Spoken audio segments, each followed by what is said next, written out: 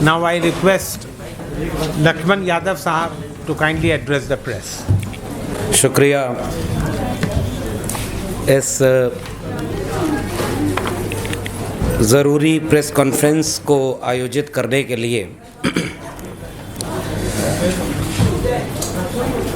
जब भी हमें ये एहसास होने लगता है कि देश भर के विश्वविद्यालय और उसमें पढ़ाने वाले शिक्षक, खासकर प्रोफेसर्स, या तो पूरी तरह सरकार के ग़ुलाम हो चुके हैं या ऋण विहीन हो चुके हैं, अचानक कोई जेएनयू टीए खड़ा होकर कहता है कि नहीं, अभी भी लड़ने वाले कुछ लोग हैं। इस प्रेस कॉन्फ्रेंस के बहाने जो लड़ाई जेएनयू टीए और पूरा जेएनयू लड़ रहा है, मैं उसके साथ अपनी सहमति दर्ज कराने के लिए यहाँ मौजूद हूँ। और जिस वक्त ये लगता है कि अब इस देश का सारा मीडिया केवल सत्ता के दरबार में दरबारी बन चुका है, उसी बीच कोई रिपोर्टर्स कलेक्टिव आ के हमारे सामने ऐसी एक खोजी पत्रकारिता करता है जैसी खोजी पत्रकारिता की हर एक विश्वविद्यालय को ज़रूरत है। क्योंकि केवल जेएनयू में ही इस तरह की धांधली, भ्रष्टाचार नहीं हुआ है। और मैं यहाँ हूँ तो मैं अपने भी उस किस्से और कहानी के साथ हूँ कि इसी जगह पर हमने इस बात को आज से 10 साल पहले कहना शुरू किया था कि इस देश में कुलपति नियुक्त कर रहा है आरएसएस, तो वो जो आरएसएस के द्वारा नियुक्त कुलपति है, वो जिसको कॉलेज में प्रिंसिपल बनाएगा वो भी आरएसएस का होगा। और प्रो वाइस चांसलर, डीन, परीक्षा नियंत्रक, जितने भी बड़े पद होते हैं विश्वविद्यालय के, वो आरएसएस वाले को ही अपॉइंट करेगा। और जब ये सारे लोग विश्वविद्यालय में आरएसएस के हो जाएंगे तो परमानेंट अपॉइंटमेंट भी आरएसएस वाले का ही करेंगे। और इसीलिए शायद मैंने अपनी तो किताब लिख कर के प्रोफेसर की डायरी ये बात कही कि देश भर के विश्वविद्यालय को आरएसएस ने अपने कब्जे में ले लिया है। मैं जब आज यहाँ बैठा हूँ तो आज से चंद रोज़ पहले की बात होगी।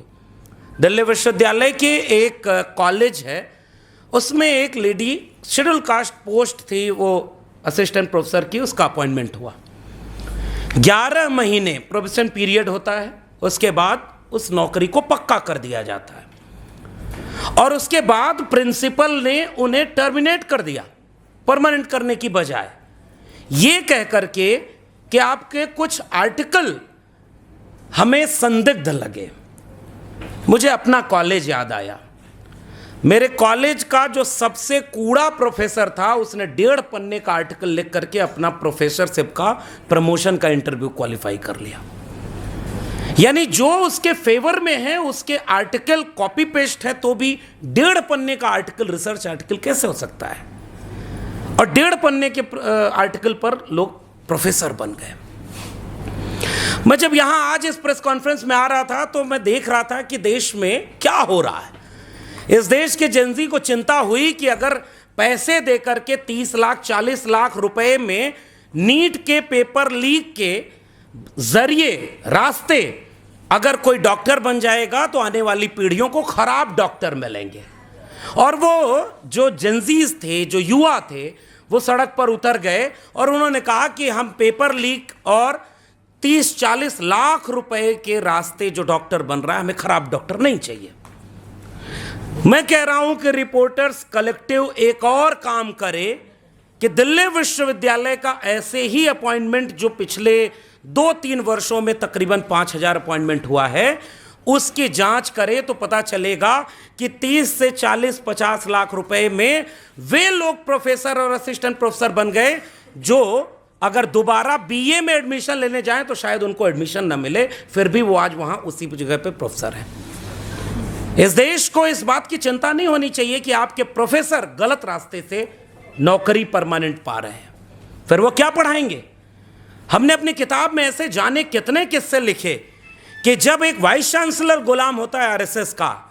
शांति श्री जी को तो पिछले दिनों जेएनयू में भी हम लोगों ने वहाँ एक प्रोटेस्ट किया था, जब उन्होंने अपने मुखार बिंदु से कितना अच्छा वाक्य बोला था कि इस देश के दलितों को तो आदत हो गई है रोने की, वो केवल रोते रहते हैं, अपनी पीड़ा ही दुख सुनाते रहते हैं। और उसके बाद भी हमने देखा कि कैसे उनके ऊपर कोई कार्रवाई नहीं हुई। अब तो यहां बैठ करके हम सुन रहे हैं कि उनके अपॉइंटमेंट के पहले ही उनके ऊपर कितने तरह के आरोप लग चुके थे। तो शायद हम उस देश में रह रहे हैं जहां अगर आप बीजेपी और आरएसएस के हैं तो आप कितने करप्ट हैं इससे तय होगा कि आपको कितनी बड़ी कुर्सी मिलेगी। और इस देश में जो दिल्ली में सबसे बड़ी कुर्सियों पर बैठे हैं उससे भी पता चलता है वाइस चांसलर कैसे हैं। मैं उत्तर प्रदेश से आता हूं और मैंने प्रोफेसर की डायरी जो लिखी है उसमें बहुत सारे ऐसे किस्से लिखे।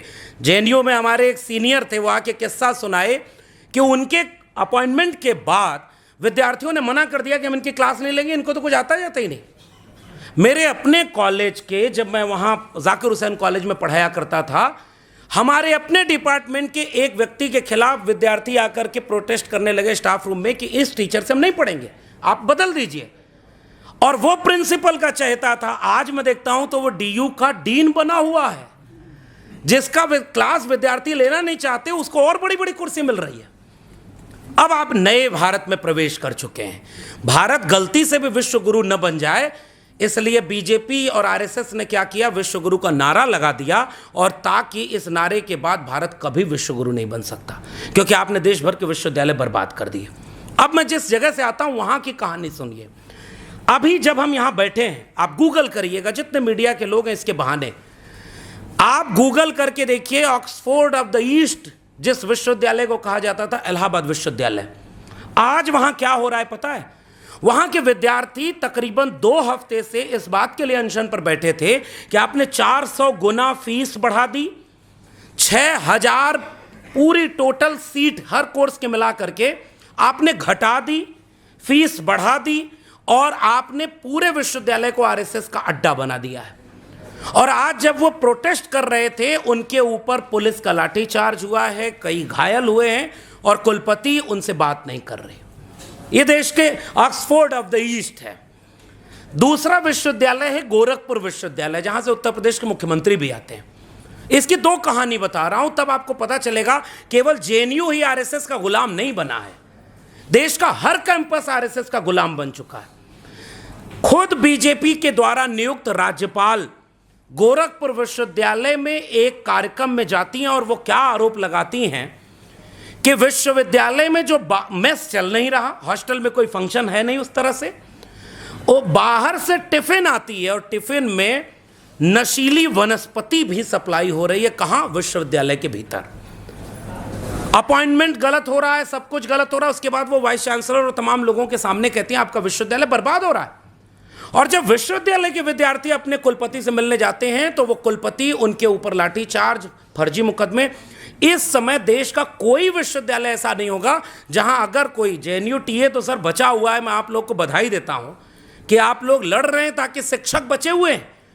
इस देश भर के कैंपस के हर शिक्षक अब केवल प्रमोशन या किसी कमेटी में मेंबर बनने के लिए सरेंडर कर चुके हैं। केवल देश के प्रधानमंत्री के लिए नारा नहीं लगता है कि वो सरेंडर हो चुके हैं देश के बाहर। इस देश का हर विश्वविद्यालय ऐसे तमाम लोगों से भरा पड़ा है। और एक कहानी बता दूं, देश भर के विश्वविद्यालय से जुड़े लोग शर्मिंदा होंगे इस दृश्य को देखकर, जब इलाहाबाद विश्वविद्यालय के विद्यार्थी प्रोटेस्ट कर रहे थे फीस वृद्धि और सीट कटौती के खिलाफ, तो वाइस चांसलर जो आरएसएस की है उसके कहने पर विश्वविद्यालय के प्रोफेसर और कर्मचारी अपने विश्वविद्यालय के छात्रों के खिलाफ आंदोलन करने उतर गए। और ये दृश्य हमने अपनी किताब प्रोफेसर की डायरी में भी लिखा था कि जब हम एडहॉक हुआ करते थे और हम अपने वाइस चांसलर से कहते थे कि आप परमानेंट क्यों नहीं कर रहे, तो हमारे खिलाफ उन गार्ड और कर्मचारियों को खड़ा किया जाता था जो खुद एडहॉक पर होते थे। तो किसी भी राजा के लिए सबसे अच्छा दिन वही होता है जब प्रजा को प्रजा से लड़वा दिया जाए, और ये विश्वविद्यालय में हुआ। अभी हमारे पूर्व एक पत्रकार महोदय कह रहे थे उड़ीसा में 14 वाइस चांसलर नहीं थे, बीजेपी की सरकार बनी, सारे वाइस चांसलर आ गए। हम तो दिल्ली विश्वविद्यालय में हमने देखा लगभग 2010 के बाद से 2014 में सरकार बन गई, फिर भी वीसी अपना नहीं था। 2019 में सरकार बन गई, तब भी उनको हिम्मत नहीं हुई कि परमानेंट अपॉइंटमेंट कराएं। जब उन्होंने प्रिंसिपल अपने बनवा लिए, वाइस चांसलर अपने बनवा लिए, सारे आरएसएस के बनवा लिए, उसके बाद 5000 पोस्ट पर उन्होंने परमानेंट अपॉइंटमेंट कर दिया है और सारे आरएसएस वाले हैं। और आज क्या हो रहा है, जेएनयू का मैं एक दृश्य देख रहा था, मैं हिंदी विभाग से था, हमारे हिंदी विभाग के वाइस चांसलर जेएनयू में जो शाखा की परेड चल रही थी उस पर पुष्प वर्षा कर रही थी। वो कभी भी अपने डिपार्टमेंट में उन बच्चों को रिसर्च में एडमिशन दिलवाएगी क्या जो आरएसएस से अलग राय रखते होंगे? जब वो सारे लोग आरएसएस वाले भर गए तो आप कल्पना करिए कि पीएचडी में एडमिशन से लेकर के जो वाइवा में नंबर मिलता है वो सब ये देख कर दिया जाएगा कि कौन किस विचार का है। और इसलिए हम आपसे ये गुजारिश करने आए, फ्रॉड इतना हुआ है, मैं रिपोर्टर्स कलेक्टिव को बहुत धन्यवाद देते हुए कह रहा हूं कि आप एक बार देखिए ना कि कैसे आपने केस यहां पर दिखाया है, तकरीबन 7-8 केस आपने बताया है। मैं अपनी बात को आपके मामले पर जोड़ रहा हूं। आपने कहा कि जो शॉर्ट लिस्टेड नहीं थे उनको भी बाद में जोड़ा गया और वही अपॉइंट हो गए। मैं इलाहाबाद विश्वविद्यालय में खुद अप्लाई करने वाला एप्लीकेंट था और वहां पर हमने देखा कि दोबारा एक लिस्ट निकली, 10 अपॉइंटमेंट अगर हुए हैं तो जो दोबारा लिस्ट निकली उसमें से 8 अपॉइंटमेंट हो गए। फिर ये लिस्ट कैसे निकली थी जो दोबारा आई थी? ये इसीलिए थी क्योंकि अपने लोग उस क्राइटेरिया में नहीं आ रहे थे। अब तो उन्होंने क्राइटेरिया बदल दिया, प्रोफेसर ऑफ प्रैक्टिस। ये क्या है? अगर आपके पास नेट नहीं है, जेआरएफ नहीं है, पीएचडी नहीं है और अगर आपके पास आरएसएस की शाखा वाली प्रथम वर्ष दीक्षित, द्वितीय वर्ष दीक्षित, तृतीय वर्ष दीक्षित अगर आप हैं तो आप डायरेक्ट प्रोफेसर बन सकते हैं, डायरेक्ट वाइस चांसलर बन सकते हैं। सब तो आरएसएस के कब्जे में चला गया। और आरएसएस ने क्या किया, इस देश में जितने लोग बोलने वाले थे उनकी सीटों पर एनएफएस करवाया। यही जवाहरलाल नेहरू विश्वविद्यालय है। आज से तकरीबन 10 साल पहले छात्र संगठनों ने एक ऐसे ही बुकलेट जारी करके ये बताया था कि इंटरव्यू वाइवा जो होता है पीएचडी के एडमिशन में, उसमें जाति देख करके नंबर काटा जाता है।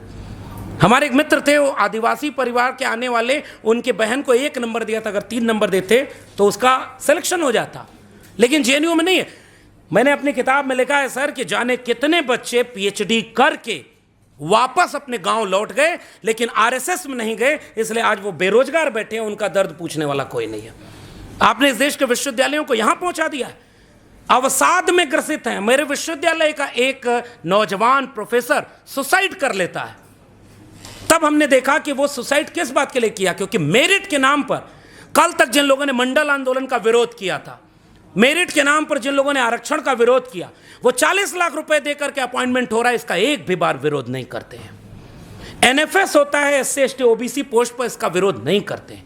मैं इसलिए बधाई देता हूं रिपोर्टर्स कलेक्टिव और जेएनयू टीए का, जेएनयू एसयू का, कि आप वो आखिरी लड़ाई लड़ रहे हैं। हमारे पूर्व के वक्ताओं ने कहा कि आपने शुरुआत कर दी है, मैं कह रहा हूं नहीं साहब, आप आखिर में लड़ रहे हैं। अगर आप जीते तो विश्वविद्यालय बचेंगे, आप नहीं जीते तो इस देश में अब कोई विश्वविद्यालय पब्लिक फंडेड नहीं बचेगा। बचेगा तो केवल गलगोटिया यूनिवर्सिटी बचेगा, जो चीन का रोबोट अपने यहाँ का बना के बेचेगा और अगली बार देखिएगा पद्मश्री उसके वाइस चांसलर को मिल जाएगा। जो जितना बड़ा इस देश में मेरिट की हत्या करेगा वो उतना ही आगे जाएगा। इसीलिए कह रहा हूं प्रोफेसर ऑफ प्रैक्टिस क्या है, को जो प्रैक्टिस से प्रोफेसर हो, और प्रैक्टिस से तो बहुत लोग बहुत कुछ हो सकते हैं लेकिन उनको नहीं बनाया सकता। एपीआई स्कोर की बात करते हैं, एपीआई अभी कलेक्टिव ने जो अपनी रिपोर्ट जारी की उसमें भी उन्होंने बताया कि कई लोग ऐसे अपॉइंट हुए हैं जिनके नंबर नहीं, अब रिसर्च वाला नहीं है फिर भी उसको 8 साल का टीचिंग एक्सपीरियंस दे दिया। दिल्ली विश्वविद्यालय में गेस्ट अपॉइंटमेंट हो रहा है, एडहॉक बंद, परमानेंट अपॉइंटमेंट बंद, क्योंकि अब आरएसएस भी नहीं चाहता कि परमानेंट अपॉइंटमेंट हो। अब उन गेस्ट को कोई भी टीचिंग एक्सपीरियंस नहीं मिलेगा, आप कभी जीवन में प्रोफेसर नहीं बन सकते। अगर आप आरएसएस में गए हैं तो आप तो कुछ भी बन सकते हैं। इसलिए हम कह रहे हैं कि विश्व, और हम तो सर किताब लिख के भुक्तभोगी हैं। 14 साल जिस विश्वविद्यालय में पढ़ाया, मेरा एपीआई स्कोर 100 आउट ऑफ 196 था। टॉपर ऑफ द बैच में अपने यूनिवर्सिटी का था, उसी यूनिवर्सिटी का जिसमें आज प्रोफेसरों को छात्रों के आंदोलन के खिलाफ नारे लगवाया जा रहा है। और आपने कोई मेरिट नहीं देखी, 52 नंबर वाले का परमानेंट किया है, आप मेरिट देख रहे हैं। अब दिल्ली विश्वविद्यालय में परमानेंट अपॉइंटमेंट कैसे हो रहा है? 2 दिन का वो चल रहा है इंटरव्यू, एक दिन आपसे एस्से लिखवाया जाएगा, 45 मिनट में आप एस्से राइटिंग करिए और उसके बाद अगले दिन प्रेजेंटेशन करिए, 15 से 20 मिनट आपको मिलेंगे प्रेजेंटेशन के। जिस विश्वविद्यालय में पीएचडी में एडमिशन इस बात पे हो रहा है कि इंडिया जैसे भारत सही है कि नहीं, हिंदुस्तान नाम होना चाहिए कि नहीं, इस पे तुम रिसर्च करो, उसका परमानेंट नौकरी ये करने देंगे। हमने कबीर और उस पर काम किया था, आपने कहा कि आप तो वैसे ही कॉमरेड लग रहे हैं, आपकी क्या नौकरी लगेगी? फिर आप किस बात के लिए एपीआई बनाते हैं? रिसर्च, ये रिपोर्टर्स कलेक्टिव ने तो कम काम किया है। ये तो मैं इसलिए कह रहा हूं कि आप जब मीडिया पूरी दरबारी बनी है तब आप कम से कम काम कराए, लेकिन मैं कह रहा हूं इस मीडिया घराने को इतनी ताकत मिले कि देश भर के विश्वविद्यालय की जांच करे, इससे ज़्यादा खराब नतीजे उस रिपोर्ट में मिलेंगे। और इसीलिए मैं जाके कह रहा हूं, इन्होंने यहाँ पर कहा, अभी हमारे सांसद लोग आए थे और कहे कि बिना संसद में बातचीत किए बिल पास हो रहा है। दिल्ली विश्वविद्यालय में बिना बातचीत किए सिलेबस पास हो रहा था, किसी ने नहीं देखा। हम लोग उसके खिलाफ भी बोल रहे थे, इसीलिए नौकरी नहीं मिली। 5 मिनट में पूरे ग्रेजुएशन के पहले 6 सेमेस्टर होते थे, अब 8 सेमेस्टर हैं। 8 सेमेस्टर का सिलेबस 5 मिनट में पास हो गया, क्योंकि वो आरएसएस से बन के आया हुआ है। और अभी तो नारा आज लग रहा था, बस मैं खत्म कर रहा हूं, नारा लग रहा था सर ना कि बाल नरेंद्र। हमारे घर से गांव वालों ने पूछा कि बाल नरेंद्र क्या है। हमने कहा 6ठी क्लास के बच्चों के लिए किताब बनी हुई है बाल नरेंद्र। नई शिक्षा नीति जब आई थी तो कोविड की आड़ में, आपदा में, अवसर में आई थी, सब पार्लियामेंट से पास नहीं हुई थी। और इसलिए मैं कह रहा हूं कि 5-5 मिनट में सिलेबस जो बदला गया उसको कम्युनल बना दिया गया। पूरी शिक्षा व्यवस्था कम्युनल बन गई। और आरएसएस को पता था बीजेपी चुनाव हार जाएगी, कोई बात नहीं, लेकिन एकेडमिक इंस्टीट्यूशन पर मेरे लोग अगर बैठे रहेंगे तो एक प्रोफेसर आरएसएस का बन गया तो 30 साल तक रहेगा और 30 बैच को पढ़ाएगा। आरएसएस कभी मरेगा नहीं। इसलिए आरएसएस ने पूरे विश्वविद्यालयों को कब्जे में ले लिया। इसीलिए मैं जाते जाते एक बात कह के ख़त्म कर रहा हूँ। उनके पास इतिहासकार नहीं थे, इसलिए उन्होंने इतिहास का ही कबाड़ा कर दिया। उनके पास वैज्ञानिक नहीं थे, इसलिए वैज्ञानिक सोच को भी उन्होंने खत्म कर दिया। आप सर इसमें कलेक्टिव इस पे भी जांच करें। मध्य प्रदेश में एक यूनिवर्सिटी के लिए 300 करोड़ के आसपास तक फंड सैंक्शन हुआ। गोबर और गौमूत्र में कैसे कैंसर रोकने की बीमारी के कुछ पदार्थ मिलते हैं, और जब उसकी जांच आई 32 करोड़ सैंक्शन हुआ था, उसमें 90% केवल गोबर और गौमूत्र खरीदने में खर्च हो गया और उनके घूमने में खर्च हो गया। देश भर के विश्वविद्यालय में केवल आरएसएस के कार्यक्रम हो रहे हैं, और जो बच्चे आरएसएस के कार्यक्रम में नहीं जा रहे हैं उनको अटेंडेंस नहीं मिल रही है, उनका पीएचडी सबमिशन नहीं हो रहा है। आप विश्वविद्यालयों को बचा ही नहीं सकते। पूरी तरह से ये विश्वविद्यालय बर्बाद हो चुके हैं, और जो आरएसएस का नहीं होगा वो वहां पर नहीं जा सकता। इसीलिए जब उनके पास वैज्ञानिक नहीं थे तो उन्होंने वैज्ञानिक सोच को ही खत्म किया। उनके पास बुद्धिजीवी अपने नहीं थे कि जिनसे वो पुरानी चीज़ों को काउंटर करते, तो उन्होंने बुद्धिजीवियों को ही अपमानित करने के लिए अर्बन नक्सल गाली बना दी। अब उनके पास डिग्री नहीं थी तो उन्होंने सारे देश के युवाओं की डिग्रियों को औचित्यहीन बना दिया है। केवल आरएसएस की डिग्री वाले ही बचेंगे। इसीलिए हम इस बात को, मैंने अपनी किताब लिख करके भी कहा, हमने अपनी नौकरी गंवा के भी कहा, तब भी इस देश में लोगों को नहीं समझ में आया। उत्तर प्रदेश में 26,000 सरकारी स्कूल बंद हो गए हैं। डीयू जेएनयू 500 से 800 करोड़ रुपए लोन पर चल रहा है, और लोन को चुकाना है। इसलिए सब क्लस्टर इनोवेशन सेंटर में यूट्यूब पर लेक्चर चलेगा, विद्यार्थी घर बैठकर पढ़ेगा और उसको घर बैठे डिग्री मिल जाएगी। विश्वविद्यालय यहाँ तक पहुँच गए। इसलिए मैं आखिरी लड़ाई लड़ने वाले उन रिपोर्टर्स कलेक्टिव को और जेएनयू को ये सलाम कहता हूँ कि आप जीतेंगे तो विश्वविद्यालय बचेगा, वरना ये लोग केवल एक विश्वविद्यालय नहीं बर्बाद कर रहे, आने वाली पीढ़ियां मानसिक रूप से गुलाम पैदा होंगी। इसलिए इन्होंने विश्वविद्यालयों को अपने कब्जे में ले लिया है। बहुत बहुत शुक्रिया।